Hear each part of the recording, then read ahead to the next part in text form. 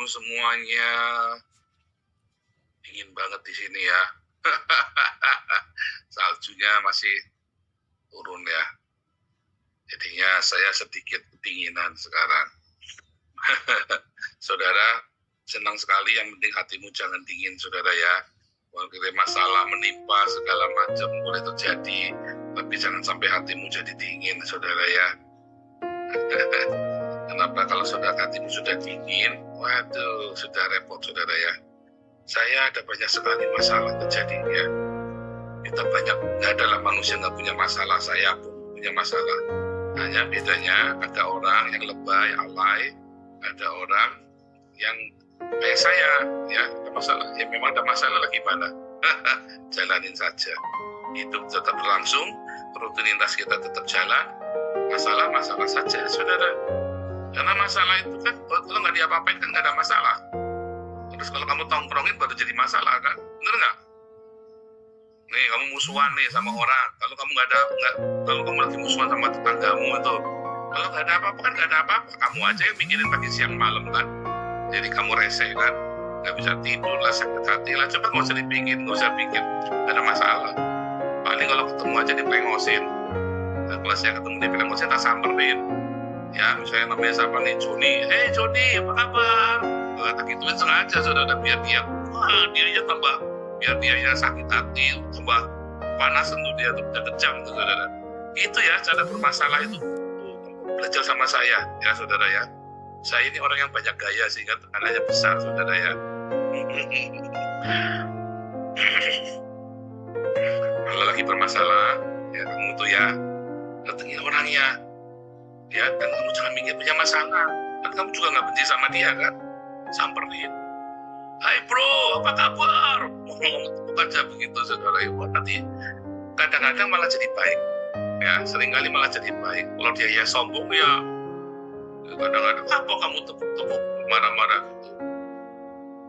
Udah amat aja, tinggal aja pergi. Ya, kalau harga diri, kalau kamu masih punya harga dirimu masih dicicil, ya kamu sakit hati digituin. Kalau saya mah harga dirinya sudah lunas, saudara ya. Jadi saya kalau, hey bro, apa kabar? Sapa saja, nggak urusan, saudara ya.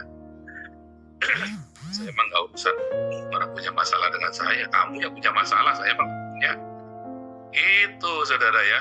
Jadi kalau orang musuhan, kamu sudah memberikan perdamaian, orang yang tak mau. Kamu jangan mikirin, jangan mau di-framing sampai kepikiran ya. Jangan mau, saudara. Saya sekalipun suamimu, istrimu, kamu tetap aja baik. Kalau dia diemin kamu tetap aja baik sama dia, saudara. Bodoh amat. Iya kan? Yang punya masalah kan dia, yang nggak bisa tidur kan dia. Kamu tidur saja. Ya. Dengan sejahtera. Dia kan yang punya masalah dengan kamu kan tidak. Tetap berbuat baik sama dia. Itu Tuhan Yesus ngajarin loh. Ya, Tuhan Yesus kan ngajarin kan. Kalau kamu punya musuh, kamu tetap kasih makan, tetap kasih minum. Ya kan, tetap kamu sapa. Kalau kamu hanya menyapa orang yang baik sama kamu, lalu apa bedanya kamu sama orang dunia, kata Tuhan kan? Makanya kalau ada musuhin kamu tetap menyapa, tetap kasih makan, tetap kasih minum. Udah diajarin bersama Tuhan Yesus. Makanya saya tambah ganteng, tambah muda, seger terus. Kenapa? Saya kalau punya musuh, ya, anggap bukan musuh. Kalau dia musuhin saya, biar dia yang musuhin, biar dia yang mumet. Saudara, saya menang mumet. Ya nggak?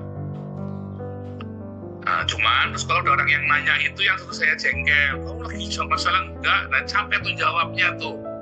Ya, satu-satu nih ya, Bu Lilis nanya, Pak Apeng nanya, Bu Desi nanya, Bu Sarma nanya. Akhirnya tak umumkan, mereka yang punya masalah sama saya tidak punya masalah dengan mereka. Jangan nanya lagi ya.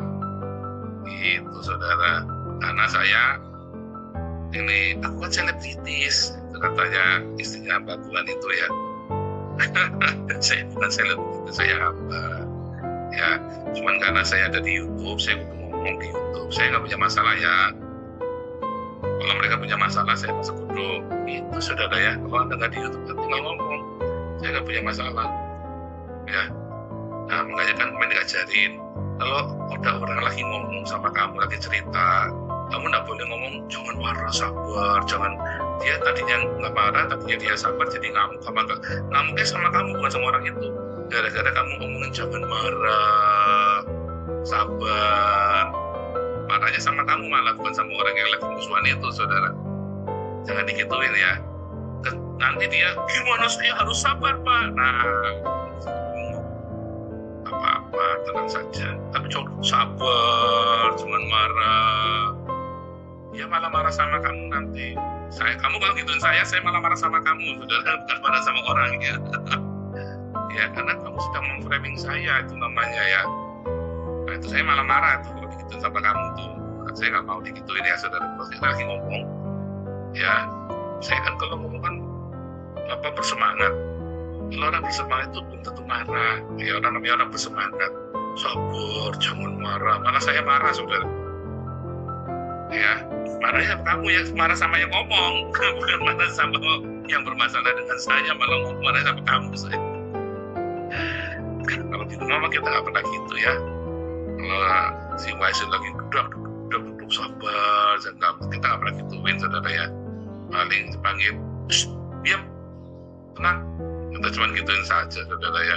Udah kubrak. Biasa kan kita kan temper, saudara ya. Bilang, tadi yang benar. Nah, gitu saja. Tanpa kita harus memframing dia, menurut dia, kita cuma ngingetin dia saja. Tapi kalau nggak, kita liatin aja sehari yang kita liatin dia polanya gimana. Ingat ya, kalau Anda lagi dimusuhin orang, Anda jangan pusing. Ya, serius ya. Kamu kudu latihan di mana? Latihan di pengurus, jadi pengurus. Latihannya kamu harus aktif. Jadi kamu dimusuhin, ya diributin, nanti bikin keki sama orang, apa segala macam, kamu tenang saja. Ya,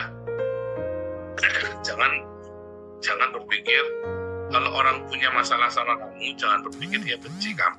Yang kedua, tadi yang pertama, kalau kamu dimusuhi, ya kamu nggak usah peduli. Ya, apalagi hatimu kan damai, dia bukan musuh kamu. Yang penting hatimu damai, dibikin damai, kamu minta dia damai sama Tuhan. Apalagi kamu sudah minta damai, dia nggak mau urusan, dia malah musuhin, itu bukan urusan kamu. Ya. Kalau kamu lagi dimusuhin, ya saudara ya, kamu harus, ya, jangan menjadikan dia musuh. Berlakulah seperti biasa, ya, tanpa harus memusuhi dia, tetap berbuat baik sama dia, tetap berbuat yang, ya, tadi yang pertama bodo amat, yang kedua justru berbuat yang positif ke dia, saudara. Kalau lagi dimusuhin, ya, kalau dia marah bagaimana? Kalau dia marah, kamu tahu dia lagi musuhin kamu kan? Ya sudah, nggak usah ditinggal saja, biar saja. Nggak usah terusik dengan orang yang memusuhi kamu. Ya, jangan terusik, saudara ya. Dengerin ya, saudara ya. Ikutin petunjuk ini. Kalau nanti kamu udah sejahtera, makanya kamu masukkan di dalam kepengurusan supaya kamu bergesekan. Itulah bedanya kekristenan dengan agama lain. Agama lain, untuk kamu bisa damai tenang, kamu perlu bertapa, saudara. Di dalam kekristenan, ketenangan itu bukan dari hasil bertapa, tapi ketika kamu di tengah konflik, kamu tetap tenang. Itulah yang namanya ketenangan. Ya, itulah bedanya Kristen dengan agama lain. Ya, kamu jadi Buddha, Hindu, apa kejawen, kamu kudu nyepi supaya kamu tenang hidup ya. Kalau di dalam kekristenan, kamu masuk di hiruk-pikuk dunia dan hatimu tetap tenang. Hatimu tidak marah, hatimu tidak gusar. Itulah kekristenan, ya. Itu saudara ya, kalau menghadapi orang itu seperti itu, ya. Latihannya di mana? Di dalam komunitas.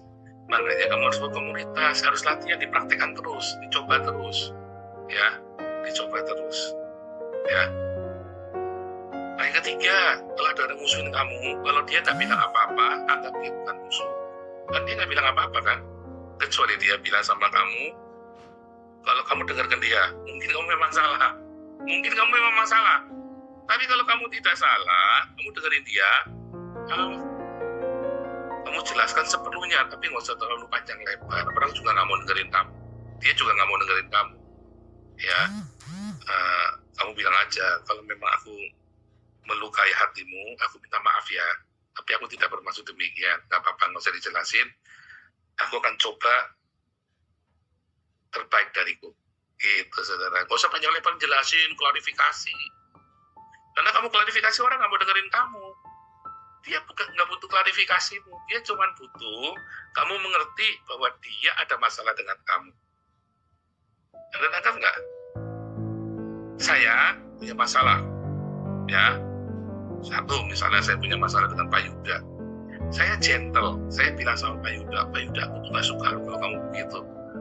Bukan berarti saya benci Pak Yuda, ya.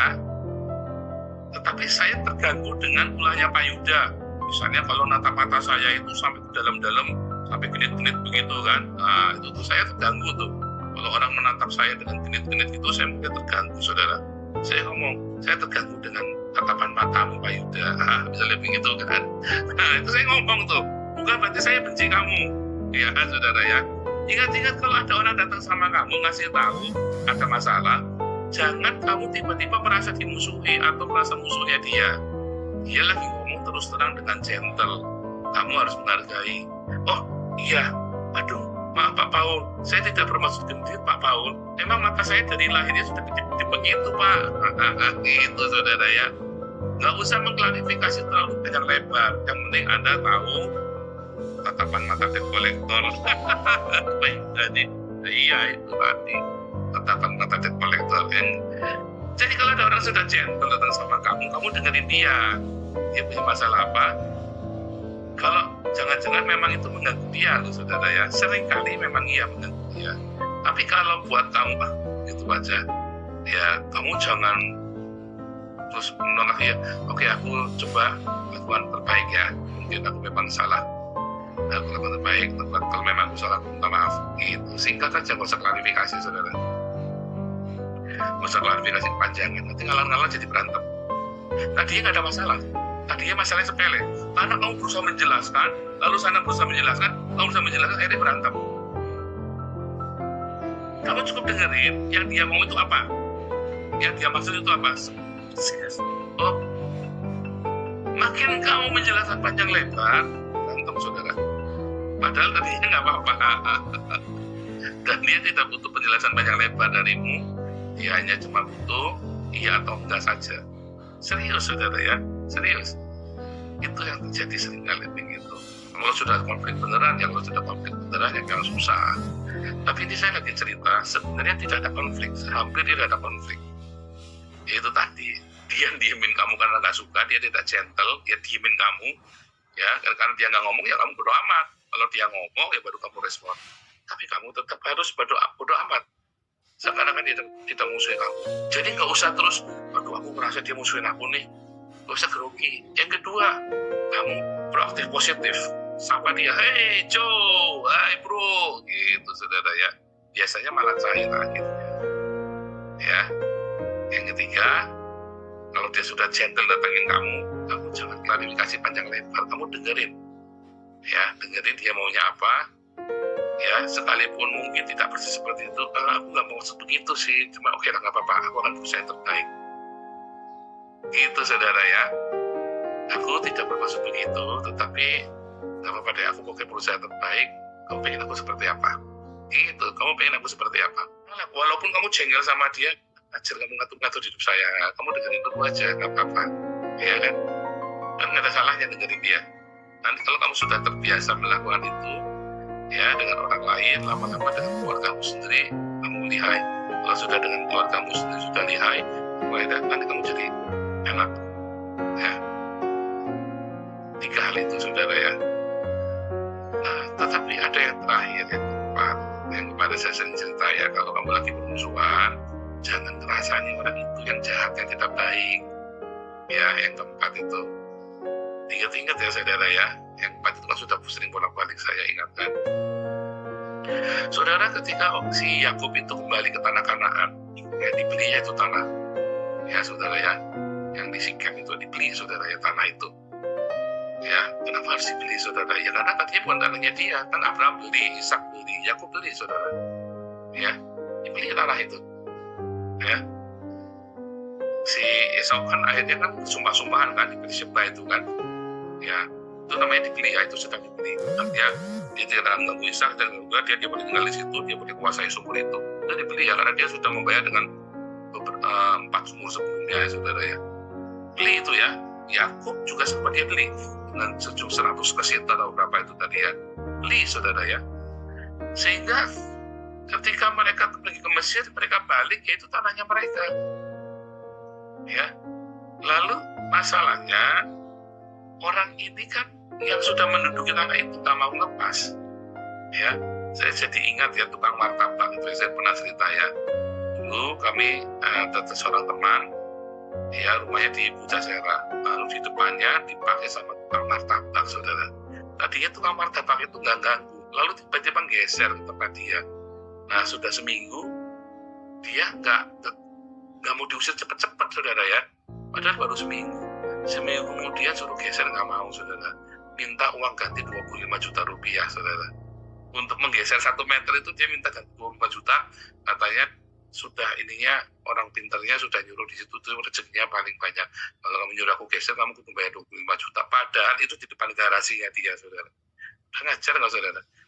Kalau saya mah nggak tak kasih 25 juta, tak obrak-abrik, tak bakar gerobaknya, saudara. Preman, saudara. Tak bakar, nggak tak kasih 25 juta, tak bakar. Oh, pikir, kalau saya pikir tak bakar kamu. Kalau ini karena cinta damai ya, saudara ya. Ini penatua gereja, saudara ya. Jadi apa, dia dipersuasi, ya sudahlah, kasih 10 juta. Tanah tengahnya dia yang bayar, saudara ya. Kasihan ya, kasih uang ya, berapa ya dulu ya. Ini bayar lah pokoknya ya. Ini bayar loh, saudara ya. Teman-teman saya sama teman anak itu soalnya ya, kita sampai gede-gede. Itu tanah-tanahmu, itu lokasi-lokasimu. Kamu mau ngusir orang, kamu yang bayar. Itu kayak Yakub, kayak orang Israel mau pergi masuk ke tanah perjanjian itu, ya. Belum bayar, saudara, bayar dengan nyawanya, saudara ya. Ya itu ya. Kadang-kadang saya gitik-gitik ya dengan peristiwa-peristiwa gini ya.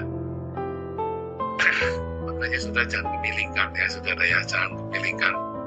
Kalau kepilihkan hidup kita di Indonesia itu pusing, saudara ya. Kalau di sini ya, kalau di Eropa ya, saya punya pintu garasi misalnya kan. Kalau tiba-tiba ada orang parkir di depan pintu garasi saya nggak mau ribut sama dia, saudara. Nggak perlu saya tadi tak bakar sisan, nggak perlu, saudara. Saya telepon di LLACR-nya sini, ya namanya itu tugas lalu lintas, namanya apa? Saya lupa lagi apa ya? Ayo, tugas LLACR Belanda. Ayo, juga lupa ya. Mau telepon polisi lah gitu ya. Nanti sama polisinya dijemput pakai derek, saudara, mobilnya di derek. Kamu nanti bayarin di polisi mobil derek itu bisa 500 euro itu, saudara, bayar derekannya itu. Ya, jadi kita nggak perlu ribut, saya nggak perlu tahu orangnya. Saya cuma telepon polisi, nomornya catat, nomor rumah saya sama nomor dia. Tiba-tiba mobil derek datang, itu diangkut, saudara, mobilnya. Orang itu nanti nebusnya di polisi. Itu ya. CPR, kan CPR itu yang buat ngurus STNK, Samsat itu CPR. Lupa ada pokoknya itu ya. Kemarin baru ujian, lupa ada semua masalah, udah keren, jadinya udah bodo amat. Untung nggak ditanya yang pakai kode segala macam, namanya siapa. Nyonya Menir. Ujian warga negara dikasih foto kan, ini siapa, Nyonya Menir, ya. Maksudnya Ibu Kartini itu kan, kalau di Indonesia kan ditanyain itu dulu kan, waktu ngurus apa ini, ya kan, ngurus SBKN kan dulu kan ditanya ini fotonya siapa, Nyonya Menir, Pak, gitu. Dari Ibu Kartini. Nah itu gitu ya, kalau sini kita nggak mau ribut, karena di sini jelas kepemilikan itu jelas, saudara, privasi, semua itu jelas. Kalau di Indonesia itu tadi ya, kan. Nah saudara, kalau jadi orang Israel hari ini mau kembali ke tanah Kanaan, mereka perlu bayar ya. Si grupnya Rothschild sama saya tadi gimana organisasinya itu ya, organisasinya CFN atau namanya apa itu ya, yang untuk Zionisme itu ya, bayar, saudara ya, bayar ya. Jadi semua tanah-tanah itu bayar, sampai PBB membagi tanah itu jadi 3 bagian kan, yang jadi punya Golan ya, punya West Bank, punyanya Gaza, sama punya Israel sendiri, 4 bagian, sampai dibagi sama PBB, baru mereka nggak bayar. Tapi kemudian kan gegeran kan, mereka perlu membayar dengan nyawanya. Ya, membayar dengan nyawanya, padahal sudah dibagi secara sah. Ya, Anda harus membayar. Saudara, bayangkan ya, Anda harus membayar milikmu sendiri loh. Ya, Anda harus membayar milikmu sendiri. Gimana saudara ya? Kalau Anda membayar bilingmu sendiri saudara, kalau Anda tinggal di Jakarta saudara ya, spionmu hilang, lalu kamu pergi ke tempat lawakan atau ke daerah gitu ya, di Mayoran, Anda membeli spionmu sendiri saudara. Ya kan? Kalau mobilmu spionmu hilang, kamu cari ke Mayoran ya, nah itu kamu beli spion, itu spionmu sendiri itu yang kamu beli itu saudara ya. Tragis ya, dulu kita gitu ya. Banyak peleknya satu hilang, kita ke Kemayoran, kita beli peleknya kita sendiri itu saudara, ya kan? Buktinya apa? Buktinya cuma satu adanya. Kalau peleknya orang kan pasti lengkap kan, lengkap 4 gitu kan, adanya cuma satu, itu berarti peleknya saya itu, kamu beli punyamu sendiri.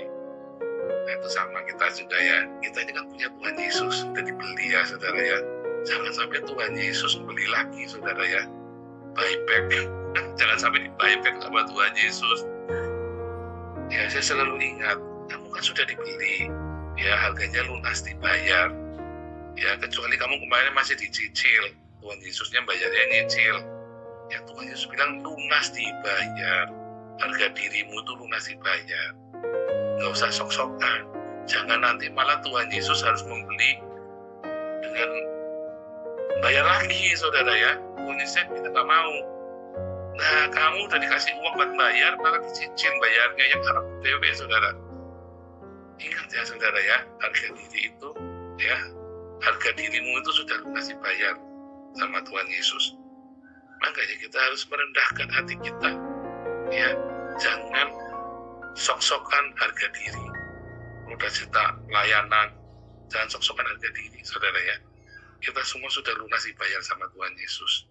Kalau kamu belum dibayar sama Tuhan Yesus, ya kamu masuk neraka, saudara. Kalau kamu masih cicilanmu masih belum lunas, nanti di hari matimu cicilanmu belum lunas, sama kan? Ditagih kan? Itu belum lunas tuh dulu bayarnya, mobilnya, ya kan? Diuber-uber sama debt collector, kamu sama Pak Yuda nanti dengan tatap mata saya, tatapan debt collector, saudara tadi ya, tatapan mata debt collector. Matanya ngelihat ke sana, tetapi sebenarnya ngelihat sana kan? Bukan tatapan mata juling ya, tatapan mata debt collector. Ya kan, lihatnya ke sana, tapi ini yang ke sana ngarahnya kan, bukan itu debt collector itu. Nah itu saudara ya, jadi hargamu itu sudah lunas dibayar. Kalau kita sedang melayani Tuhan, begitu kamu tersinggung, kamu ingat-ingat ya, aku udah lunas. Nah kalau di mobil-mobil kan, jangan tabrak aku karena masih nyicil, ya kan stikernya. Jangan-jangan Bu Mariuni itu juga itu tuh stikernya di mobil itu, ya kan? Di Jakarta kan di Unsum itu kan, tolong jangan tabrak aku, masih belum lunas, begitu kan? Stikernya gitu kan? Kalau sekarang kamu udah boleh pasang stiker itu di hidupmu saudara ya, silakan tabrak aku, sudah lunas, ada asuransinya. Mantap itu saudara ya, dijamin dari input itu kamu itu dapat remisi. Kemarin kecuali kalau ketilang ya tetap isi, jangan Pak, jangan tilang saya Pak, saya ini pengikutnya Nabi di 26 Pak. Wah, 14 kamu Pak.